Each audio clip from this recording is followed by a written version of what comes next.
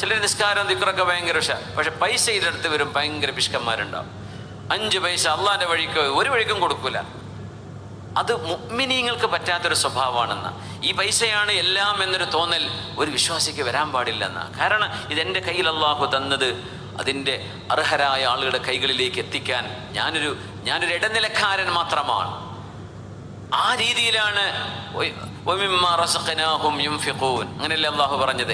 നാം കൊടുത്തതിൽ നിന്ന് ചെലവഴിക്കുന്നവരാണ് വിജയിക്കുന്ന മുഅ്മിനീങ്ങൾ എന്ന് പറഞ്ഞാൽ ഇത് അള്ളാഹു തന്നതാണ് എന്ന് ബോധിക്കുന്ന ആളാണ് മുഅ്മിൻ. ജോലിയുണ്ട്, കച്ചവടമുണ്ട്, അള്ളാഹു അനുഗ്രഹം നൽകിയിട്ടുണ്ട്, പിന്നെ എന്ത് ചെയ്യും പൈസ കൊണ്ട്? പൈസ ബാങ്കിൽ വെച്ചിട്ട് ഇങ്ങനെ നമ്മൾ ബില്യനെയർ ആവുമെന്ന് കാത്തിരിക്കുകയാണോ? ആ കിട്ടിയത് കൊടുത്തുകൊണ്ടിരിക്കണം, അള്ളാഹുവിൻ്റെ വഴിയിൽ ദാനം ചെയ്തുകൊണ്ടിരിക്കണം. അതാണ് വിശ്വാസിയുടെ ലക്ഷണം. ധൂർത്ത് ചെയ്യണമെന്നല്ല, എല്ലാം കൊടുത്തു തീർക്കണം എന്നുമല്ല അതിൻ്റെ അർത്ഥം. ദാനം ചെയ്യുന്ന ശീലം ഒരു മുഅ്മിനുണ്ടാവണം.